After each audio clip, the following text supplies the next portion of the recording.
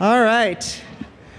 So you've really gotten quite a look at what's happened under the Affordable Care Act so far from several different perspectives, and we're going to tackle a third one right now as we transition into looking at what's happened on the ground in the delivery system and how things have changed over the past several years as a result of this law and all of the changes that have happened in Michigan. So you heard from the prior two panels. They both used the words disruption, sometimes I think with a favorable connotation around that concept and sometimes with a very negative connotation around that concept. And I'm sure that this panel would agree that the Affordable Care Act has indeed been disruptive to their ways of doing things in the past. And I'm guessing this panel would also say some things were have been disruptive in a very favorable way from a delivery standpoint, and some from a perhaps more challenging way in terms of unintended consequences. All of these things have to be expected in a law as sweeping and as complex as the Affordable Care Act. And so I think we'll get to see and probe a little bit more deeply along those lines. We have a terrific panel this afternoon to explore this question about what has happened on the ground, how has the delivery system changed, how is it responding to all of the new incentives, to all of the changes in coverage and scope that we see in the law. And we really range here from the payer side of the equation that's on my right, your left, to the delivery side that's a little bit closer in here, to health systems, federally qualified health center represented on the panel. So we have the ability to look at this question from a variety of different perspectives. And because I had the opportunity to sit with some of our panelists at lunch, I know that what you're going to hear from this particular panel will be surprising to you, certainly surprising to me. We're going to have a reveal in the panel, so it's good that you stayed here for this last panel because you're going to get a real surprise. And I think it really challenges some of the assumptions that we have made about what we would see in this population and what kinds of things we need to be prepared for in terms of the delivery system. So lots of things are hitting the delivery side. Lots of them are happening all at once, and that creates a lot of interest for those of us who love healthcare and love change. It creates a lot of interest. It might also create a lot of discomfort for those who don't like change quite as much. But I think everyone on this panel likes that part of it and is going to be able to share that with you. So I'm not going to give you their bios because it's on the flash drive that we gave you, but we are going to start with Steve Fitton. Steve runs the Michigan Medicaid program and in the Department of Community Health. He's Chris Priest's colleague. Maybe sometimes partner in crime, and is just so incredibly knowledgeable about Medicaid, and we're just thrilled that he could be here with us today. Next to Steve is Jim Forshee, who's Medical Director, Vice President of Medical Affairs and Chief Medical Officer for Molina Healthcare of Michigan. He's had far-ranging experiences in healthcare as well and brings both a clinical perspective to the Medicaid program and also a health plan perspective. And Molina is one of the largest Medicaid health plans in the state and also very active in the dual eligible program, and he's got a lot to share about all of that. Next to Jim is Ben Carter. He's Executive Vice President, Chief Financial Officer of Trinity Health, a large health system in Michigan, but really national health system. So I know Ben's going to have things to share about how Michigan looks in comparison to some other states and how different things are here or how similar to what's happening across the country. Next to Ben is Denise O'Keefe. She's the Executive Director of County Health Plans and the Account Manager at Mid-Michigan Health, also a health system. So she brings the perspective of county health plans and as well as a healthcare system, a hospital system in the middle part of our state. And next to her is Ricardo Guzman, who is the Chief Executive Officer of Community Health and Social Services Center, which is a federally qualified health center in Detroit, and Ricardo has been a leader in the federally qualified health center world for many, many years, and we're delighted Ricardo could be here as well. So a great panel, and we're going to start with the 5 to 7 minutes. They are going to stay in their seats just because there's not a lot of room to negotiate up here on the podium, so they're going to speak loudly, though, and just raise your hand if you have any difficulty hearing, but we're going to start with Steve and go towards me. So. Okay, thank you. I'm going to stick to the 5 to 7 minutes because my partner in crime, Chris Priest, stole most.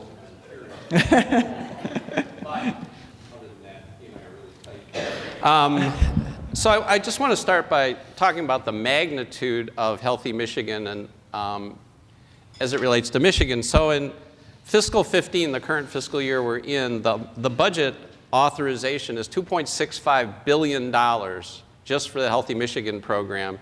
Medicaid in the aggregate is about $16 billion, and we have a $381 million supplemental pending in front of the legislature, which pushes us over the $3 billion mark. And then for fiscal 16, the budget, the executive recommendation for Healthy Michigan is $3.5 billion. So the decision to do the Medicaid expansion in Michigan has brought an enormous amount of dollars, federal dollars, into the state, and really been, I think this is the title of the panel, in terms of impacts, but a very, very significant impact on the healthcare system and most of the provider groups. And I know that Ben's going to talk to you about just how enriched Trinity Health has been as a result of this.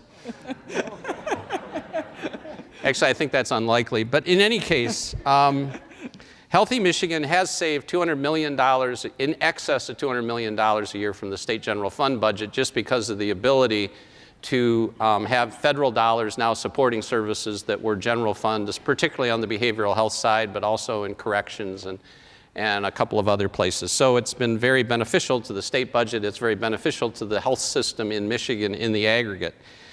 I think it is fair to say that uncompensated care has gone down because of Healthy Michigan. There are fewer uninsured, and I think that the reporting of especially national hospital systems has been pretty clear that the impact on them in terms of their uninsured and uncompensated care has been very different in Medicaid expansion states than in the states that did not expand Medicaid. And to the extent that maybe their uncompensated care related to the uninsured specifically has gone down by 50%. Now, having said that, Mr. Carter is going to tell you that it's more complicated than that, and I think it's fair to say that it is. And I don't mean to pick on you, Ben. You read my notes. I did. I knew what you were going to say, man. Anyway, but the reality is you have many more higher deductible policies. There's more uncompensated care because of bad debt related to the different kinds of structures and the additional obligations financially that have been put on the privately insured individuals. And so, there are a lot of pluses and minuses here. Medicare has, cut rates, or at least cut the rate of growth. So there are all kinds of dynamics that different groups are dealing with, and I think it speaks to the need for everybody to make adjustments. This is, I guess it's disruptive. This is a huge change, and everybody's getting used to making that adjustment. So pluses and minuses for hospitals. I think it's also true that other systems have experienced significant changes. The community mental health system and the PIHPs that are really the Medicaid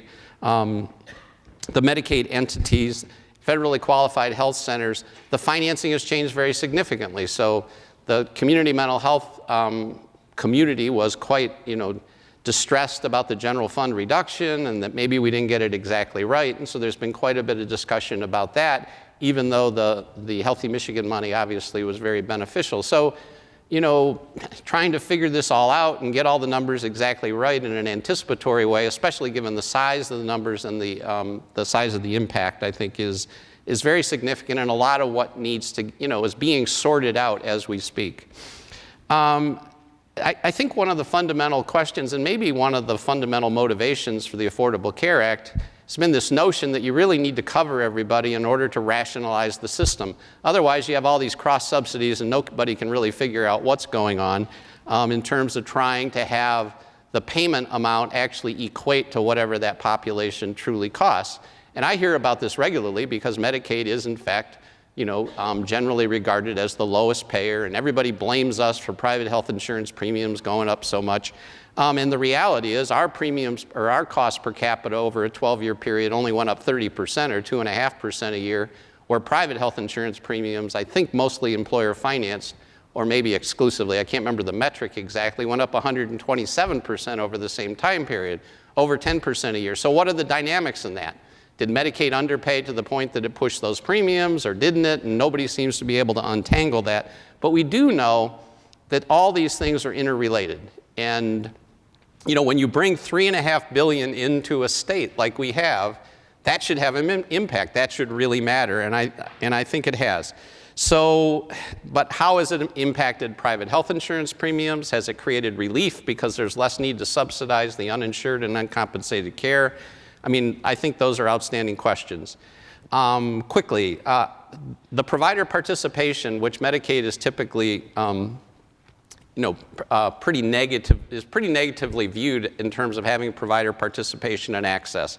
And I will say, we have had an amazing rollout of Healthy Michigan. I have had virtually not one case get to my desk involving somebody that can't get an appointment for primary care and can't see a doctor. And I'm not so naive as to think that hasn't happened at all, but the fact that nothing has gotten to my desk I think is pretty significant.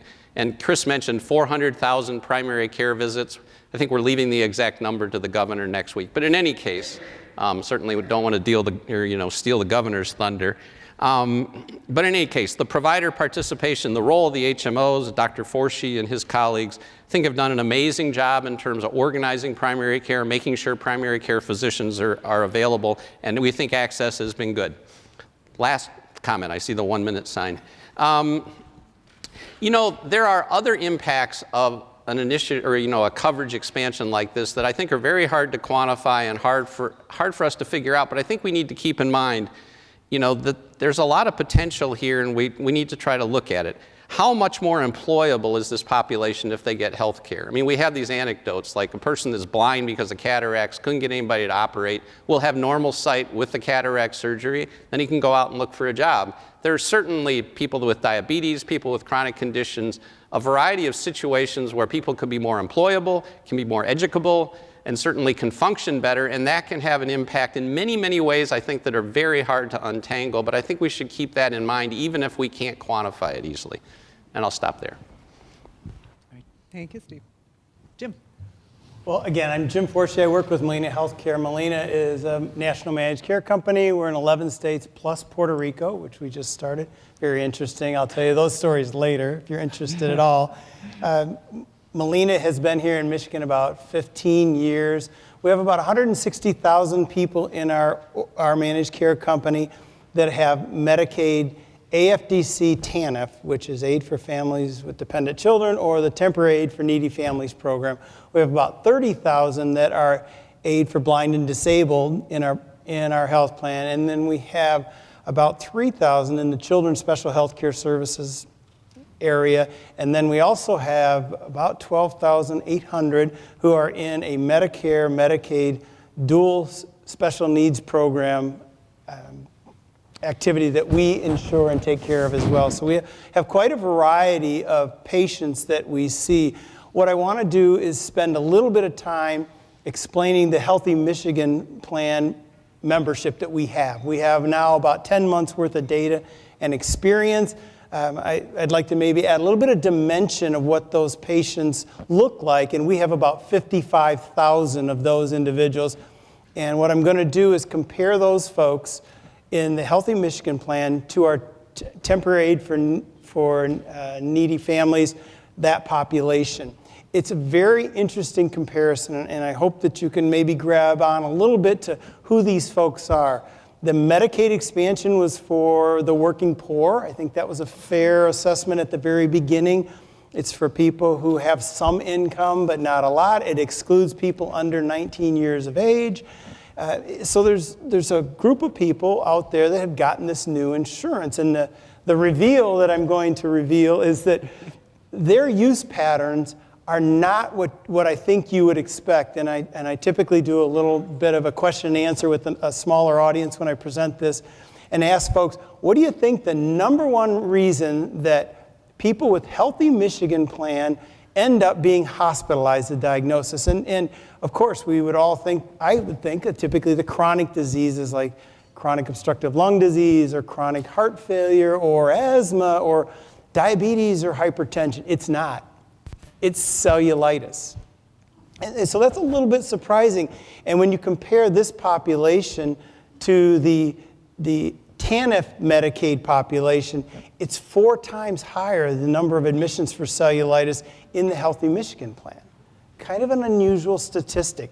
A very high rate of pneumonia. That's the number 2 reason that patients in the Healthy Michigan plan go into the hospital. It's pneumonia. And so again, some pretty interesting sicknesses that these folks have, and it does drive a little bit of our behavior.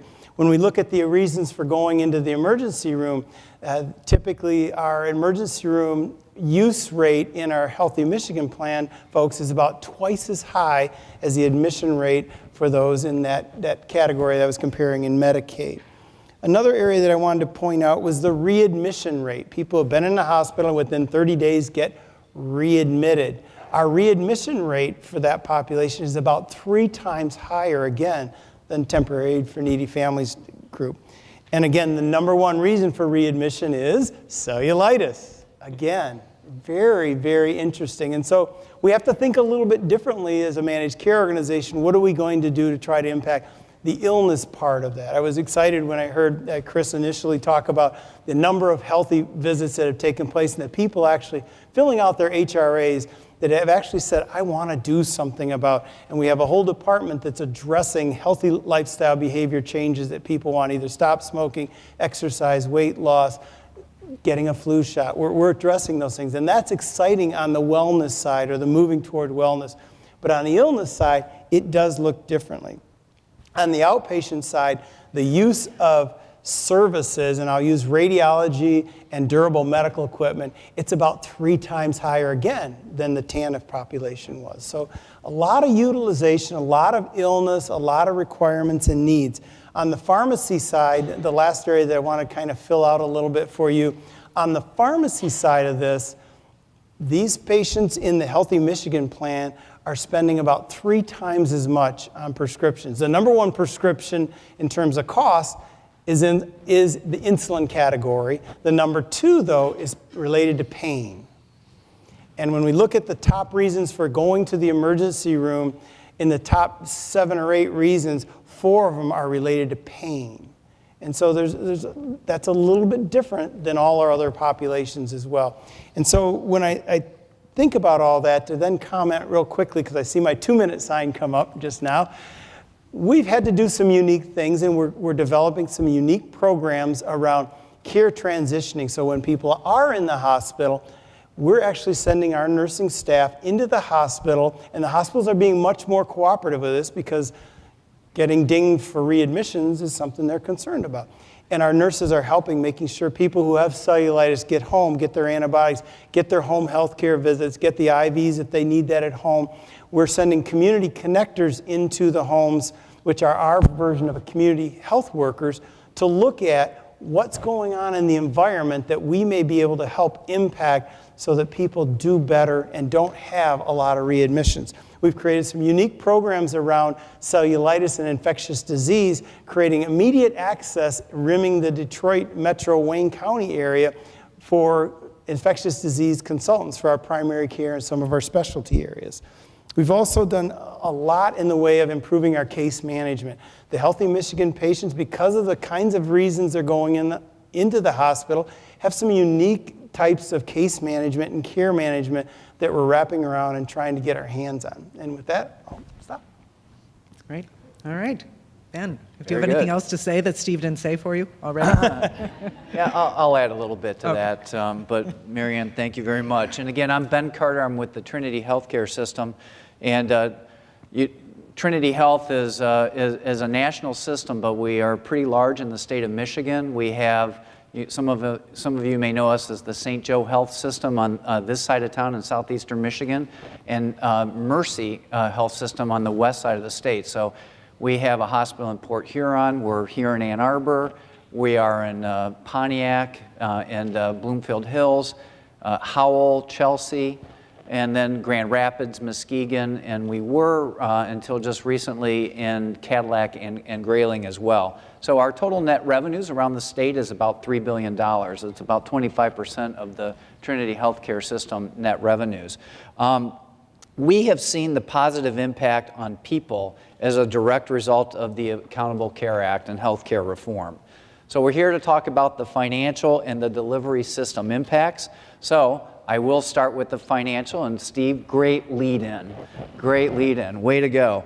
And your stats almost line up perfectly with ours. So we have, in fact, across the state, seen about a 60% reduction in bad debt and charity care as a result of the Accountable Care Act, the expansion of Medicaid, as well as the introduction of insurance on the health insurance exchange products.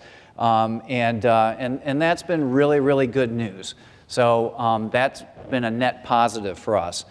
On the other side is we've had a pretty significant reduction in our reimbursement, particularly in Medicare, in the growth of Medicare, but also the disproportionate share payments, the DSH payments, are being phased out, and so we've seen reductions there. And so there's been pluses and minuses. It gets pretty complicated. We look at the number of individuals that are going into Medicaid plans that were uninsured, so we get a little bit of reimbursement there as well. But when we net it all out, it's about a negative net impact of $20 million a year to us. So overall, from a financial point of view, it's been a net takedown, if you will, of about 0.7% relative to our $3 billion net revenue base. So as a system, we were not motivated to support healthcare reform as a result of the financial incentives. We viewed that it was going to likely be a net negative, and we have seen that. We were really motivated by the fact that healthcare reform was the right thing to do. It aligned perfectly with our mission. It aligned perfectly with our values. And that's why we have at Trinity across the country been large supporters of healthcare reform and continue to be strong advocate voices behind healthcare reform. As a people-centered healthcare system, we're fully behind the triple aim objectives: better health, better care, and lower costs. Accountable Care Act and a number of initiatives that are spurred by the Accountable Care Act have really kind of motivated us to do a number of things as an organization. And this really comes from our board of directors that said we want to be a leader nationally in terms of really moving our organization from a volume-based to a value-based organization. And we want to be known for that in every one of the communities that we serve. So what are the things that we've started to do as a result of the Accountable Care Act and really that directive from our board? We have an ACO in every one of our markets. So not only in the state of Michigan, but across the country, we have an accountable care organization in every one of our markets. And we're participating, you know, in the shared savings components, and in some in the two-way, the shared savings and risk-based as well. We are starting on April 1 with bundled payment and care improvement initiatives in every one of our communities. We've picked 10 bundles in every community, and we're launching full forward effective April 1. So we're going big. We are going big. And I think there were 48 bundles that were actually available, if you will, that you could choose from for bundled payments. And some folks wanted to go with all 48. Ben, the CFO, said, let's ease into this. Let's ease into this. So we're starting with 10, but we really do fully intend to go to the full 48 bundle payments in each one of our communities. You may have read that we started a large network across the state called Together Health. It's a partnership with our physicians and Ascension Health in Michigan and their physicians.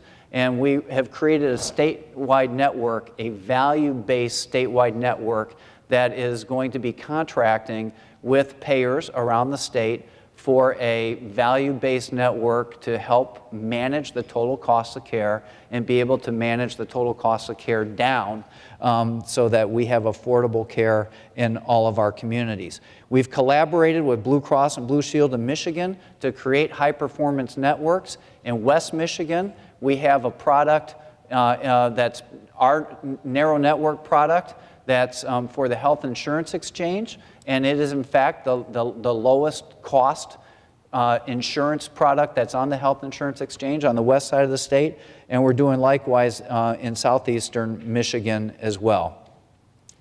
At the very beginning, as the health insurance exchanges were launching, we've been very involved in helping people in our communities understand and find insurance, and also to help individuals that qualified for Healthy Michigan to qualify for the Healthy Michigan plan as well. It's confusing. It's very confusing, but we went full bore in terms of reaching out to our community and being partners with our community members in terms of helping our community individuals understand what the Health Insurance Exchange in Healthy Michigan is about and how they can get enrolled. So we held 110 outreach events. We had 25,000 people that we were able to directly reach out to and begin to consult with, and we assisted 14,000 people across the state in our communities and helped them get enrolled in products where they didn't have an opportunity for insurance. So it has made a difference in people's lives. We're a people-centered healthcare system, and we want to make a difference in people's lives. So, for example, getting down to real specifics, I'll read for you 2 examples of the difference we made in individual lives and the difference that the Accountable Care Act has made in these individual lives. I'll start with Perry. Perry is a gentleman who sought assistance at one of our enrollment events. He had been uninsured for his entire adult life, had 2 chronic conditions requiring medication, had been putting off a much-needed surgery because he had no insurance coverage. He came to enroll in health coverage because his job at a local fast food restaurant didn't offer it. After choosing a product that was on the exchange, Perry was eligible for a full subsidy, and his out-of-pocket monthly premium is 0. He now has health insurance and has access to physicians and medication and access to really get the medical care that he needs to manage his chronic conditions. That is what we're all about. That's what healthcare reform's about, and that's what a people-centered healthcare system does to help individuals in those circumstances. I'll give you another example. Benita. Benita had a long-term welding career cut short by fibromyalgia. She found herself without health insurance and without medications she needed to manage her painful condition.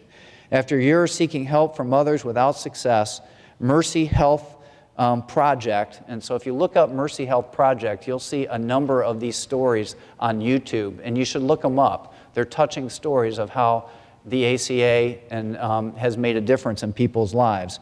Our Mercy Health Project staff were able to explain to her why she'd been previously denied, and she also found out how she could be eligible for health insurance, and in addition, she qualified for a tax credit under the Affordable Care Act. She now has a premium for her health plan that she can afford, and she's seeing her own doctor and getting her medications, and she's very optimistic about her future and her ability to manage her condition and to attend and enjoy her daughter's upcoming graduation. So those are the stories. There are many stories like that, but those are just 2 examples, the stories that really point out the difference that healthcare reform and the Accountable Care Act has made. So we at Trinity are 100% behind the Accountable Care Act. We didn't do it for financial reasons. We did it because it was the right thing to do. And we're going to continue to support and be fully behind all the initiatives around the Accountable Care Act. And the only other thing I would add as we talk about disruptive, you know, as you move from volume to value, it is pretty disruptive. And we know that we're taking on a lot of risk as we're moving to, not just value-based contracting, but risk-based and capitated arrangements and so forth. And we're having to totally change our clinical care delivery model and our business model, but that's what we're all about. That's great. Thank you. Thank you, Ben. Thank you. All right. All right. Denise. I'm Denise O'Keefe. I'm from Mid-Michigan Health. We are in the middle of the state, serving a 14-county region with medical centers in Alma, Clare, Gladwin, and Midland. We have many urgent care centers, home health care centers, nursing homes, physician offices, medical offices, and other specialty type clinics. We recently, in the last few years, had an affiliation with the University of Michigan that allowed us to expand our access and quality to care for all of our individuals living in the upper part of Michigan. Mid-Michigan Health has about 6,500 employees right now, and so I could talk both sides of the story of the Affordable Care Act. Yes, there are good things about the Affordable Care Act. Yes, there is disruption with the Affordable Care Act. From Mid-Michigan Health's perspective, we've embraced it. We didn't love it as it was written and it went out, but we've embraced it and we've moved on and we've implemented it into our everyday life. It's not something that we talk about that it's not real. It's every day. It's what we live. It's the right thing to do for our patients. And so I'll talk to you about some of the things that we have done and implemented. Before the Affordable Care Act, we were pretty typical with our Medicaid volumes and our uncompensated care, as with the other panelists here. Our emergency room visits for patient pay patients were increasing. We didn't know what we were going to do with them. They're very difficult to place into practices. It's hard to serve people who don't have health insurance. It's what we all are here today to talk about. Our inpatient admissions for uncompensated care were expensive, and we were trying to figure that out. As the Affordable Care Act rolled out, we embraced helping folks to find health care options that truly were available to them. And while we've heard from other panelists today that things are not affordable and that there are some of the glitches there where the working poor can't afford it, there are a lot of people who are truly eligible to receive Medicaid benefits that have been able to through the Healthy Michigan Plan. And it's blessed so many people in the communities that we serve by basic services like having a physician, having a primary care home. They have someone to call when something goes wrong, when their health takes a decline. So we're happy to be part of that. All of our staff in our patient accounting areas and our telephone centers have been trained as certified application counselors so that they can actually assist individuals when they call in and they're not sending them off to somewhere else, that they're actually sitting down, making appointments in person with someone to help them choose what's best for their needs, not what's best for our health system, not what's best for us, but what their needs are and accessing or in asking them what's important to them.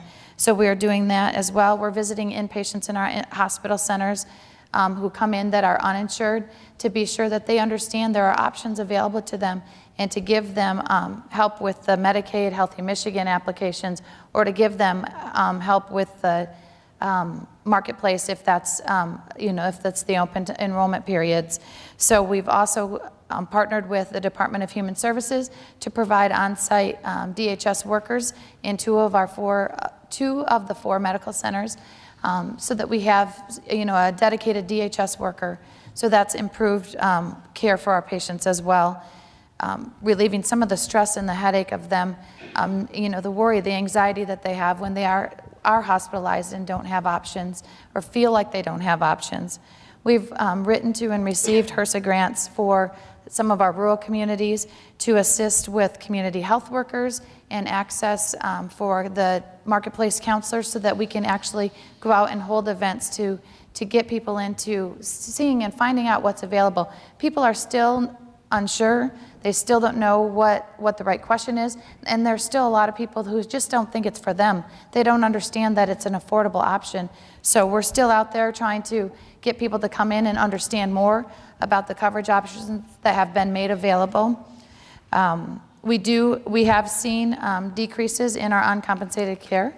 We've seen our patient pay or uninsured population has decreased. Our Medicaid volume has increased significantly. As a hospital system, Medicaid volume increasing significantly isn't the best thing that you would want to see in your financials. But since I'm not the financial CFO of our facility, I will say to you that I prefer to have someone have a policy behind them, and if it's Healthy Michigan, I'm happy for that.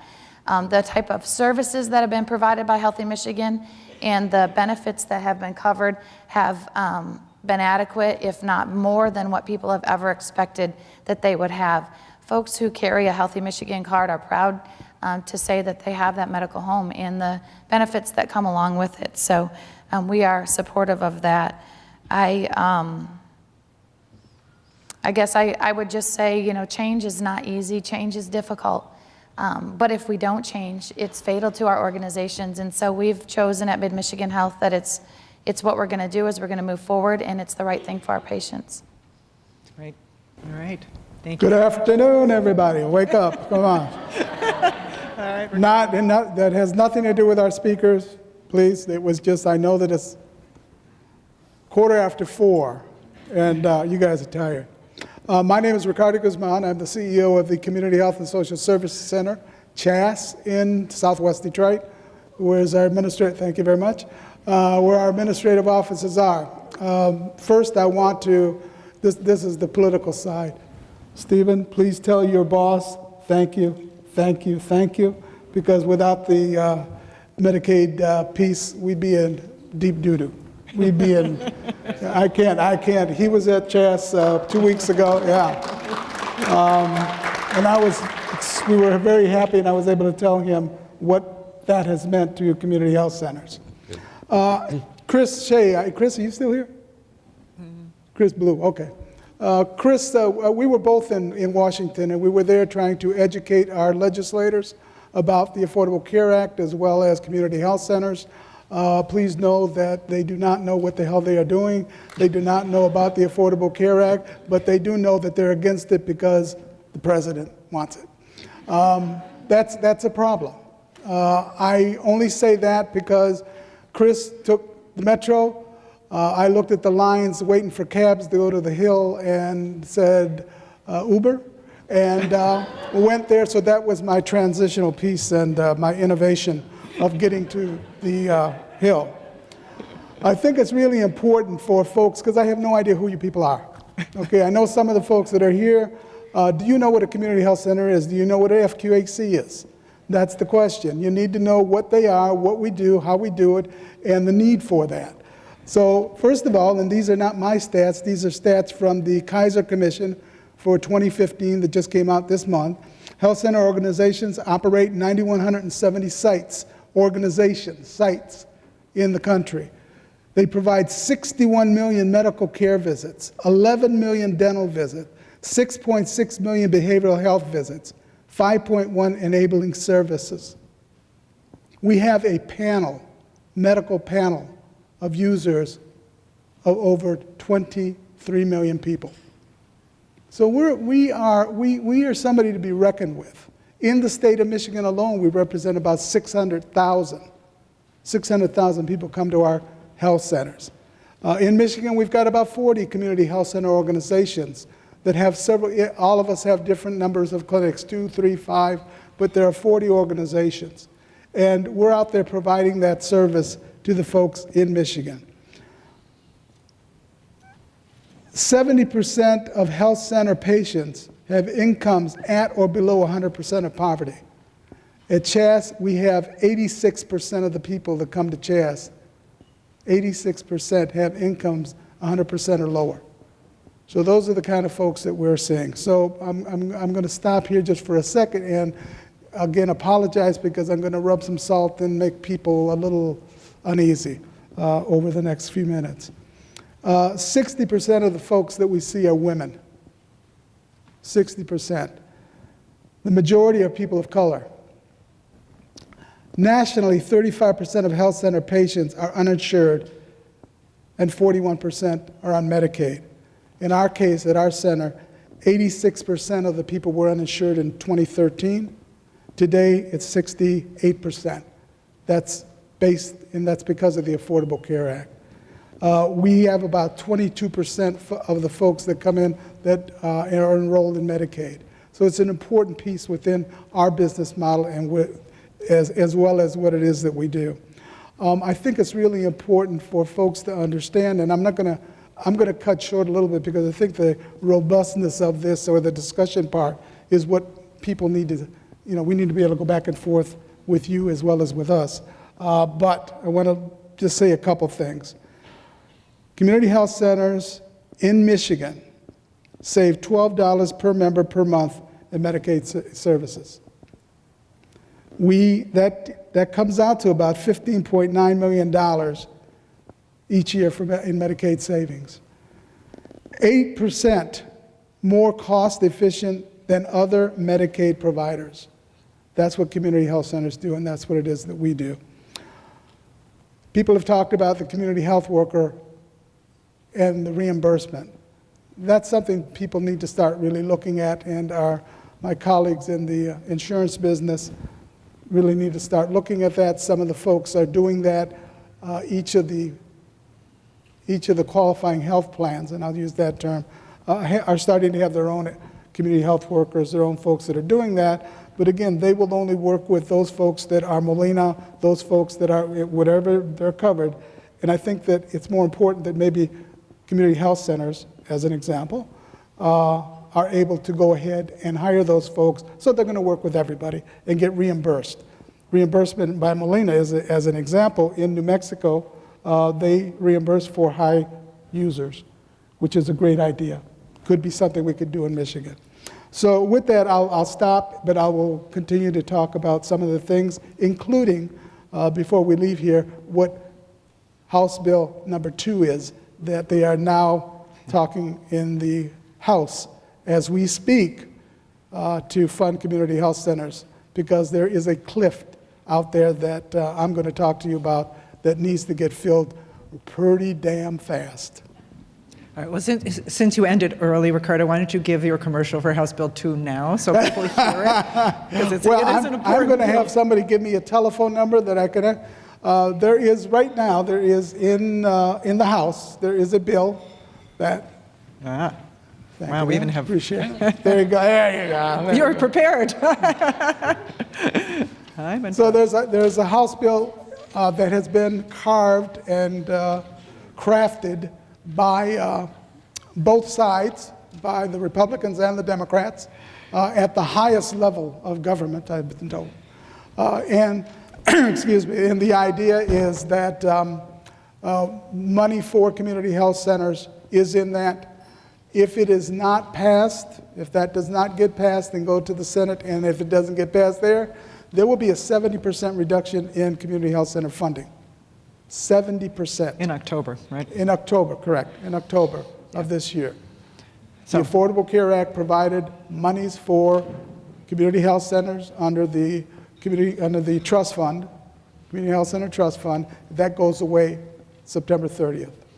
And I'll give you a little bit more later on. Okay, so this bill's in discussion right now, and that's why you wanted to bring it up today. So this is great. Absolutely. You all had, really interesting things to say, and sort of a contrast to the last panel. Really a great panel.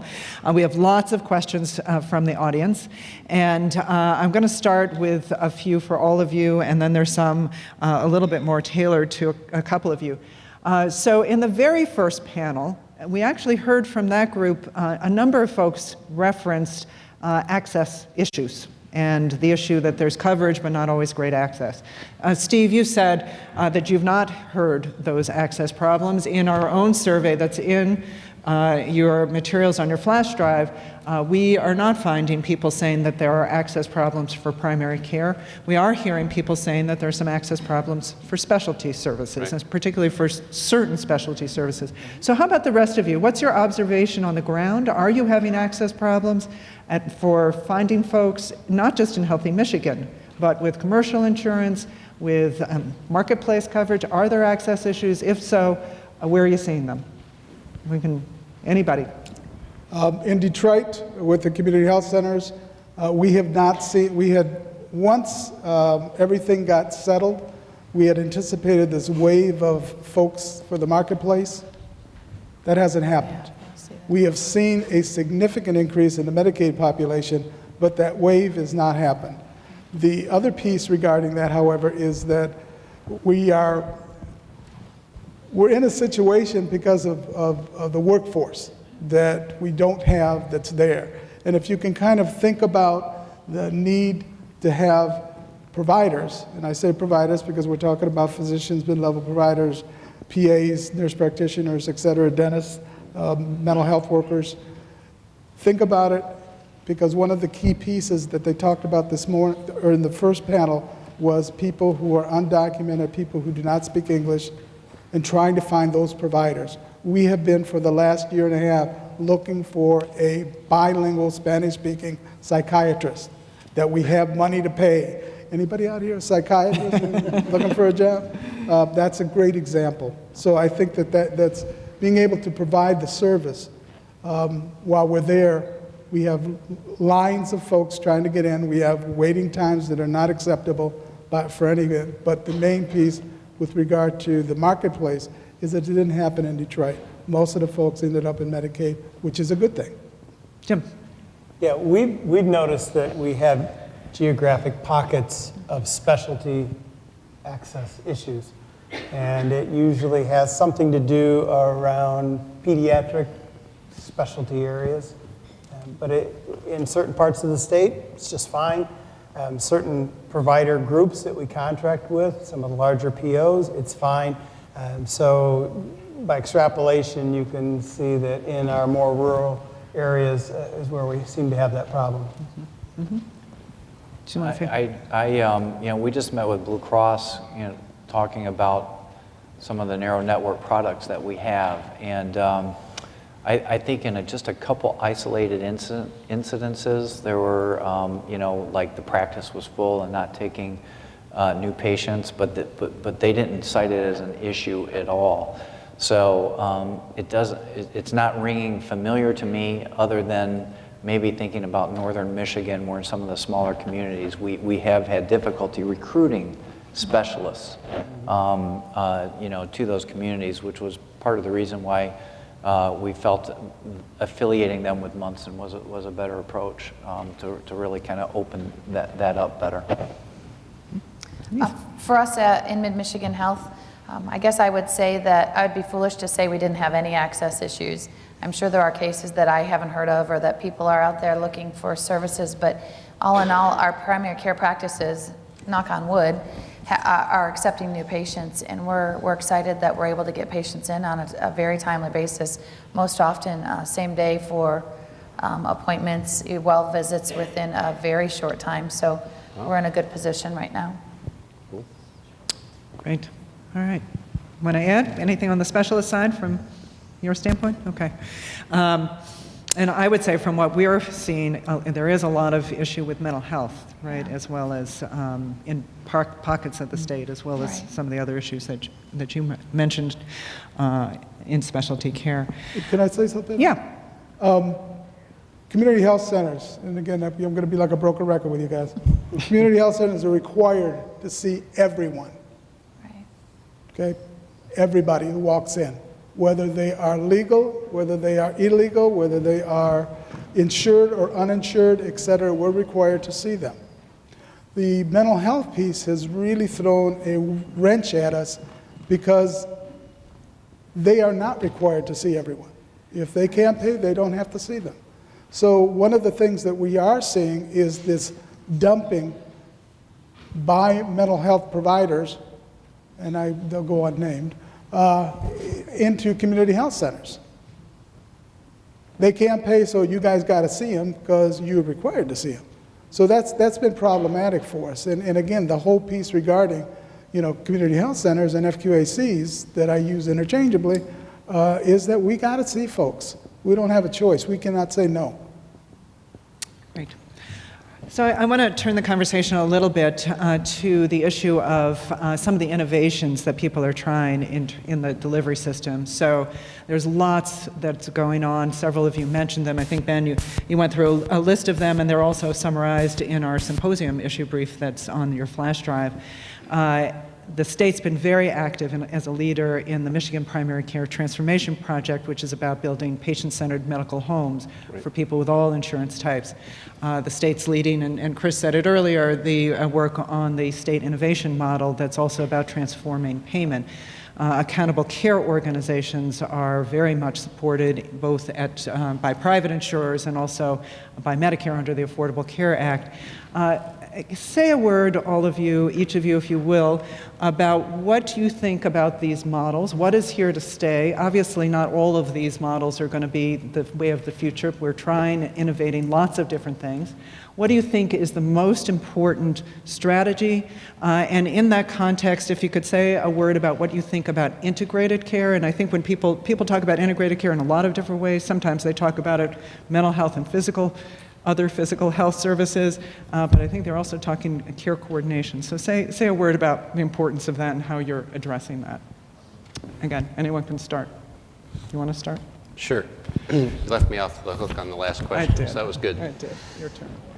Well, Mary Ann mentioned the state innovation model, or I guess we give credit to Chris for bringing it up first. But, that's really looking at, I think we have them labeled as accountable systems of care in that particular grant.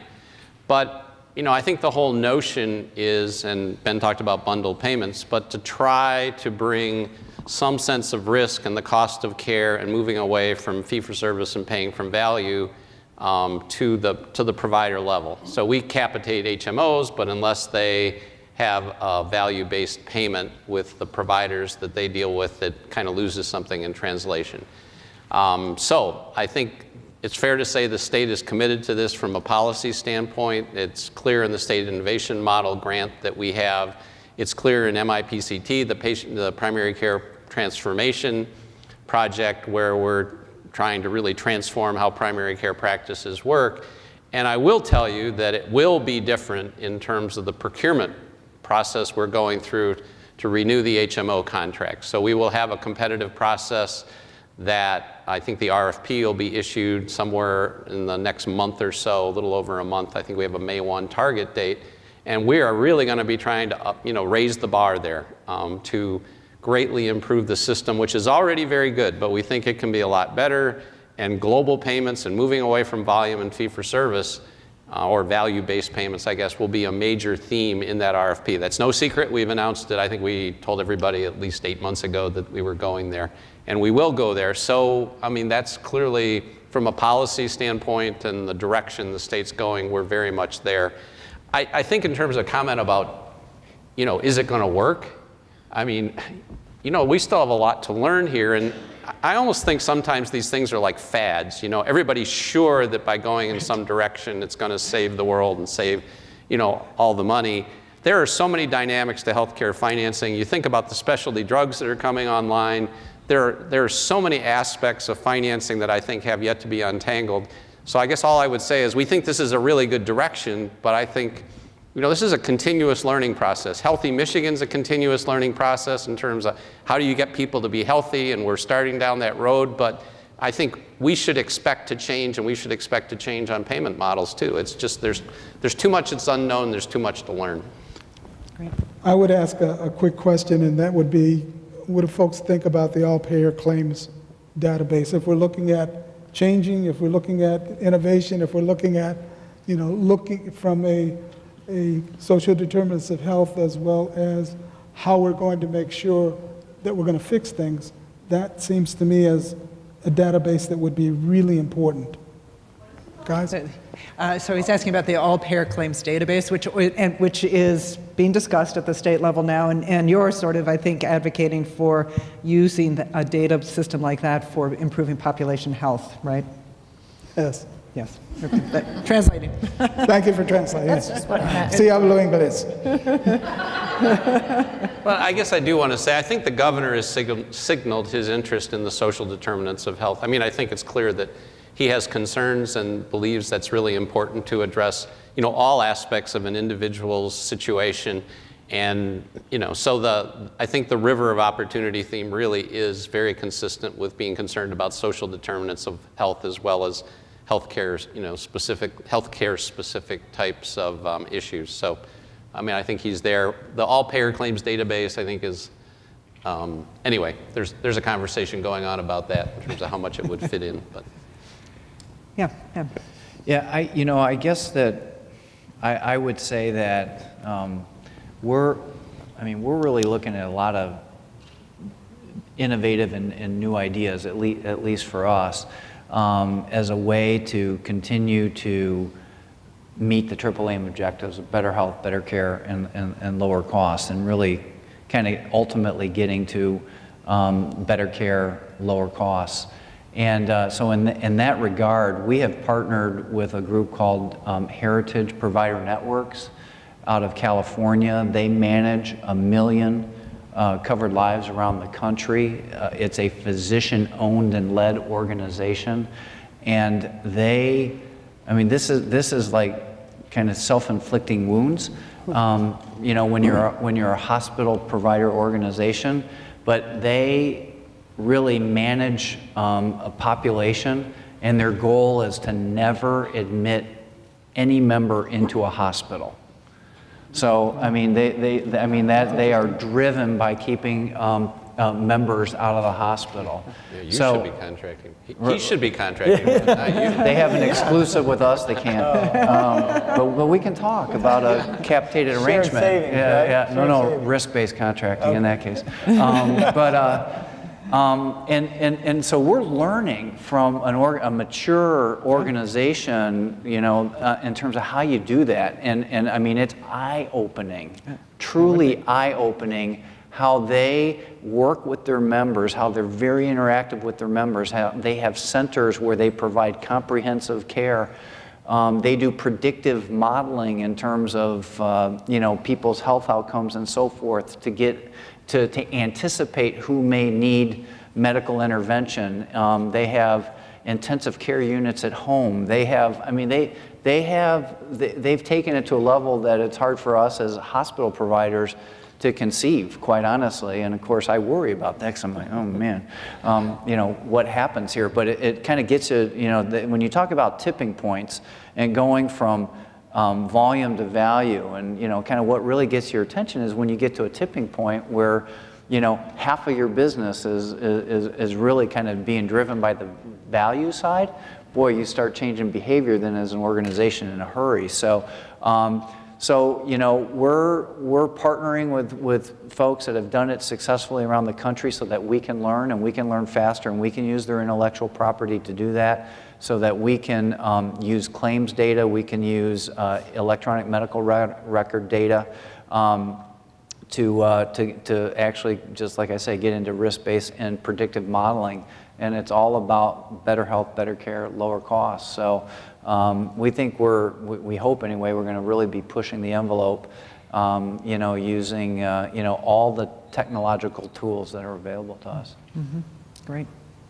I think it's a cultural change. It's the way we've done things, because it's the way we've done things is no longer the way. You know, we've got to make changes, and it starts with our providers, in our nursing staff, in our offices, all the way to the hospitals and CEOs, CFOs, everybody. Things are not the same, and we've just got to take change and move forward. So cultural changes are happening.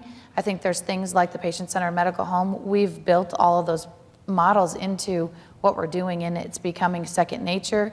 It's no longer something that we are making happen. It's happening because it's the right thing to do. So I think cultural changes are the biggest thing for us. Great. All right. So Jim, you got a lot of people interested in the differences that you've seen between the Healthy Michigan population and the traditional Medicaid population in terms of clinical need.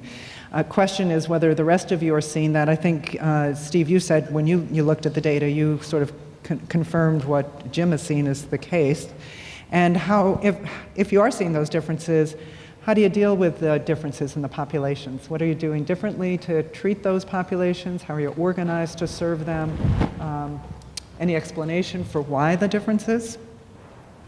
Well, I don't know that I can explain the why of the differences. It's just a population that appears to have not had insurance, and I don't know if that's a causative agent or not. What we're doing differently is that we've identified several different areas, and again, I'll go back to the cellulitis, and then in terms of reasons that people are in the hospital, septicemia, which is another type of infection, are really, really not seen to the degree in any of the other populations.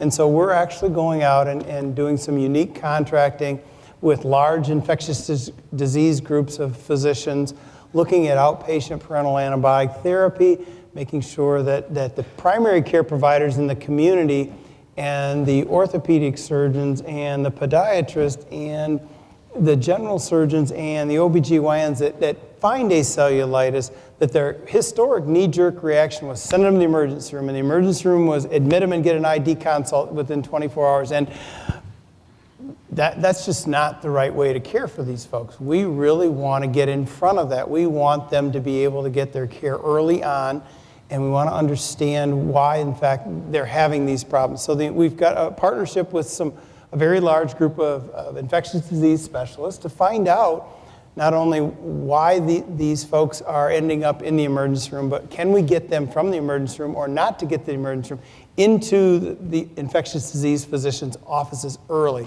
And then they're going to help us study the why behind this. The other piece that we're doing that's different, but it's different across all of our Medicaid and Medicare populations and the Healthy Michigan population, is that we've realized the high-touch model, using community connectors, community health workers, getting into people's homes, looking at their home environment, looking at, as has been mentioned several times, what are the social determinants? What is really driving the behavior? What's really driving the illness burden in somebody's life? What's driving if in fact there are negative behaviors going on or missed opportunities?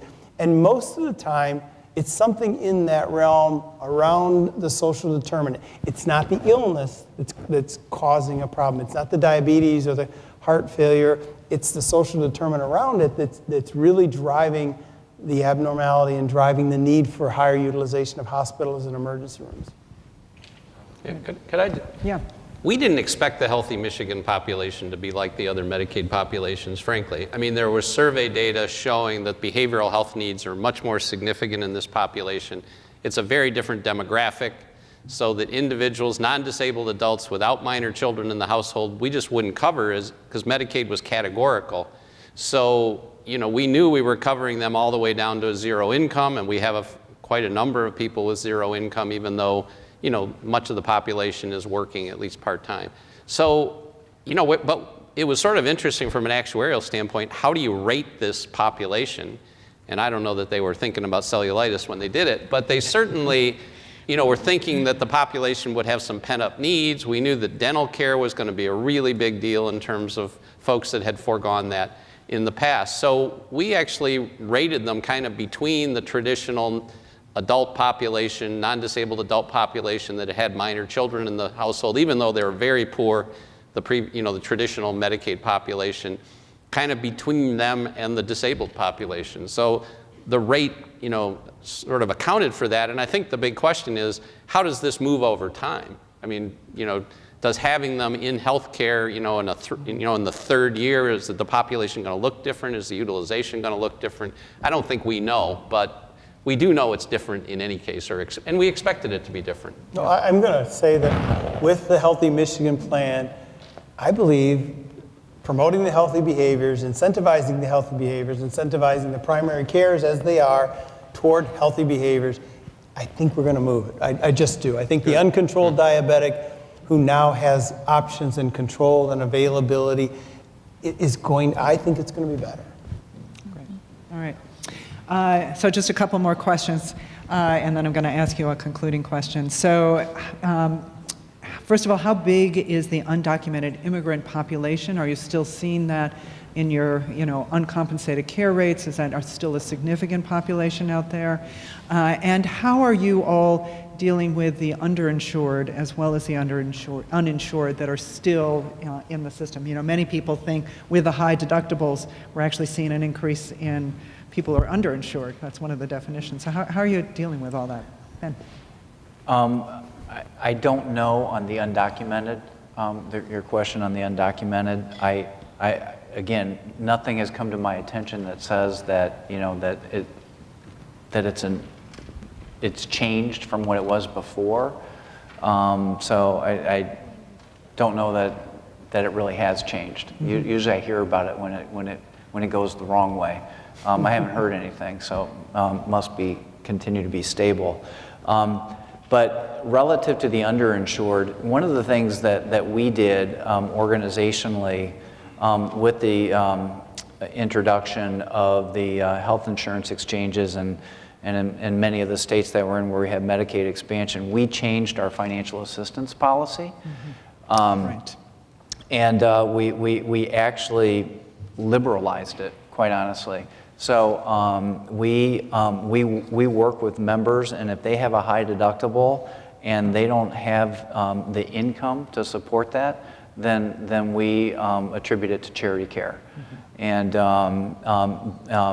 for those that have means, meaning that they go beyond the 400% of the federal poverty level, which is kind of where our cutoff is, where we don't provide assistance, and it's graduated from 200 to 400%. We have a number of payment options available, including loans that we subsidize, through a bank, and or they can do payment plans and so forth. So we have liberalized our financial assistance policy, and we work more closely with our patients relative to helping them, where they have more of the means but are unable to pay, immediately.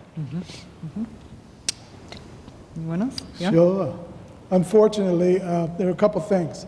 The first thing is that the unfortunate part, and I'm going to talk for Southeastern Michigan, in particular Metro Detroit, is that the major health systems have come to an understanding that the Affordable Care Act has now solved the uninsured problem. You got it? There is no uninsured problem in Metro Detroit, according to the health systems. Because what they've done is stopped all kinds of different programs that they've had in the past that assisted folks that were uninsured, negating the whole idea or understanding that there are 12 to 15 million people, and these are Pew statistics, these aren't mine, that are going to be uninsured in this country. There are 11.5 million Hispanics who are undocumented folks in this country that are, whether people believe this or not, paying taxes, going in and giving money into Social Security that they will never get back. People need to understand that there is going to be, and the first panel talked about that, we still have an uninsured population, and people need to understand that. And when you're dealing with safety net providers like free clinics and FQHCs and community health centers, there's going to be a need to make sure that dollars are available there in order to assist those folks. And I always get the thing, well, they're in the country, they don't belong here, yada, yada, yada, yada. We're in Ann Arbor. We're all going to go to Briarwood maybe if we live here. Do you want your kid, your family, to be walking across the mall with some kid from another country who happens to have TB? I'm not asking you, I'm a social worker, I'm not a tree hugger. I'm not asking you to be a tree hugger. For your own safety, for your own protection, don't you want those folks to have health care, to be able to get TB tests, to be treated, et cetera?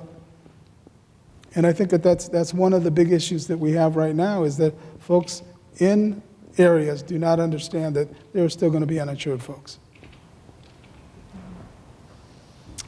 All right. I'm going to ask you, so we have a couple of questions that we didn't get to, and one of you has a really specific question for Ben that I'm just going to ask you to talk to him about privately, because it has to do with Trinity's activities in another state.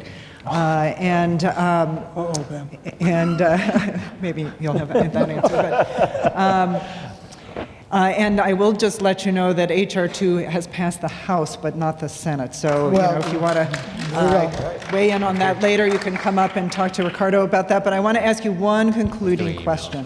And I'm going to put you all on the spot, because I got put on the spot earlier this week when I was doing a piece on Michigan radio about the 5th year anniversary of the Affordable Care Act. And I was asked to give the Affordable, maybe because we're in Ann Arbor, I was asked to give the Affordable Care Act a grade.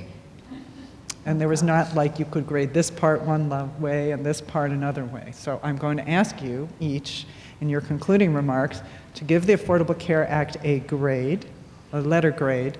You can do minuses and pluses, but that's about as much variation.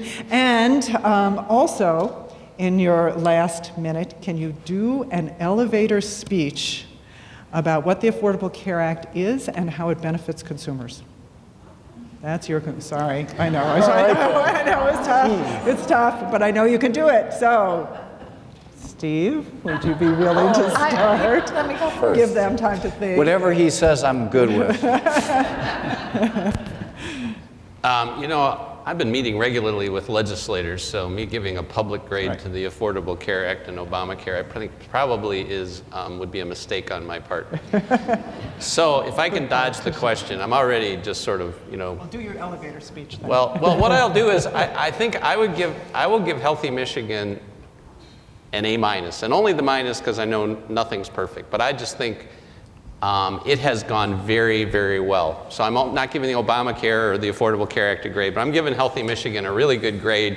We've gotten people enrolled. We're up around 600,000, over 400,000 primary care visits. People are seeing doctors. Primary care access hasn't been a problem. We're blocking and tackling, and we're really, you know, going into the healthy behaviors and working with individuals to try to make them healthier. And I think have had a lot of success in that arena as well, even though we're just getting started. So in terms of my what is the elevator speech? What is the Affordable Care Act? How does it benefit consumers? Well, I think the Affordable Care Act, I mean, the strongest part of it was the coverage part. And so it has provided health insurance coverage for, what is it, millions of people. I can't remember the statistic, but certainly millions of people. And I think that's extremely important for individuals' financial peace of mind, and certainly for their health and being able to get health care and having access to health care. And I think that certainly is, you know, I think the most important part of the Affordable Care Act. The Affordable Care Act was criticized because it did less on the cost side, and I think that's a fair criticism. But for instance, our dual eligibles demo, My Health Link, where we're putting Medicare and Medicaid together into a single system for about 220,000 people that consume over $8 billion worth of health care every year, that project and demonstration is only possible because of the Affordable Care Act, and it enables us to rationalize care, and it should enable us to provide better care and integrated care at a lower cost. And I think there are many other features of the Affordable Care Act that are in a policy direction that's very consistent with value-based payments and with integrated care, and that's my elevator speech. All right. Excellent, thank you. Yes, you can give a round of applause. Okay. Well, you won't let us compartmentalize pieces of the ACA, Right, so so give it a I'm break. going to compartmentalize it 3 ways: personally, professionally, and academically. Oh my So personally, I would give it probably an A-, B+, because I think there are some things that it was a fabulous opportunity. There's 17 million pages, whatever they say, and in there were some things that personally I think should have been in there that weren't. Professionally, gets an A+. That's what we do. Molina is a managed care company. We take care of people in government programs, period. That's what we do. We have a little bit of a marketplace experience around the country, but so professionally, it's amazing. Academically, I think there were some unintended consequences that were mentioned earlier for some groups, some things, and so on the academic part, again, I think in the creation phase, if we were starting over but with the same premises, probably a B+. Okay. And then my short elevator speech is I think that we have, in our state, 600,000 people who now can get care that couldn't before. And I think that's amazing. Great. All right, thank you. All right, Ben. So we can't compartmentalize, so I guess I will too. So the Affordable Care Act, A. Okay. Implementation, B-. And as I said before, it's just the right thing to do. In this country, how can we deny health care to our citizenry? I mean, any advanced industrialized nation like ours should have health care available to all. And so I think the Affordable Care Act was really taking us there. The implementation has been clumsy. I think the change with Medicaid, where it became a state by state and that got politicized. I think that the implementation, we haven't really implemented for the small employers yet and so forth. So the implementation of it is kind of going slowly. It's been clumsy. The healthcare.gov didn't work at first. It's had its issues and so forth. So I think the implementation has been clumsy, but the Affordable Care Act itself gets an A. For me, I look at it, my elevator speech is, we have created a marketplace for healthcare where one didn't exist before. And individuals now can go to a marketplace to shop for healthcare, and they can really make that value determination themselves, and they've never been able to do that before. And I think that's the way it ought to be. Great. All right. Thank you. Okay, since I'm not a school teacher, I'm not good at giving grades either. I think of things as being highly satisfied, good, and very poor, right? I mean, that's the world I live in. So, yeah, that's right. So, am I highly satisfied with the Affordable Care Act? Probably not. I'm probably more of I'm satisfied. There's a lot of good things that have been made available to people that live in our areas, in our communities. It's patient protection, I think, is what I would say is describe the Affordable Care Act as providing financial protection, peace of mind, primary care home protection for the patients. And so that's what I would say. Great. All right. Bravo. Thank you. That was your elevator speech, too.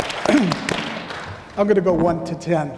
I'll give it a 7. I give it a 7 because of I think there's some there were some things that have been encountered that got to get fixed. But it was interesting because I was almost at a point just a moment ago that I thought I almost heard some of the guys talk about a single payer system. No. Yeah, that went over well. But I think that it's done a good job. It's a start. If people, some of the old farts that are in the room like me, remember the implementation of Medicare and the stumbling that went on there. I mean, these are things that just happen. As they say, stuff happens, and I think that's where one of the what's going on. But I'd give it a 7 because there's things that need to be fixed. But my elevator speech is that I'm happy that the House has passed this. I need to find out now what the vote was, because that will determine how strong and how hard we have to deal with the Senate. For those of you who wish to know, please call 1-866-456-3949, and we'll have a couple of, we didn't bring a bunch, it was just, this is more of a letting folks know. Like 380 to... Yeah. And it also was repealing the sustainable growth rate formula for the providers in the room or who know about that. That was a pretty amazing achievement. There were several things in that bill. CHIP extension. CHIP And the extension for the comprehensive health. SGR, SRG, what is it? Yeah. Yeah, that piece, and community health centers. Now the push will be in the Senate. So if you have time, please call our representatives, in particular Senator Stabenow, because while she supports community health centers strongly, there is some language in there that she is concerned about, and we're trying to let her know, and this is my 1-minute elevator speech, is that if the cliff happens, 7 million people that receive care in community health centers will go without. They won't be able to deal with them. Of that 7 million, 4 million will be women.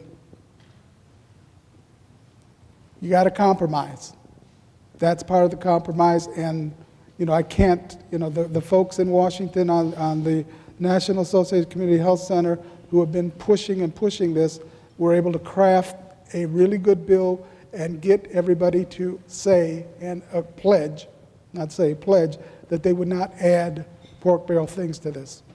So those are the 3 pieces that are in there that we're hoping the Senate will pass, and we won't have to turn 7 million people away. All right.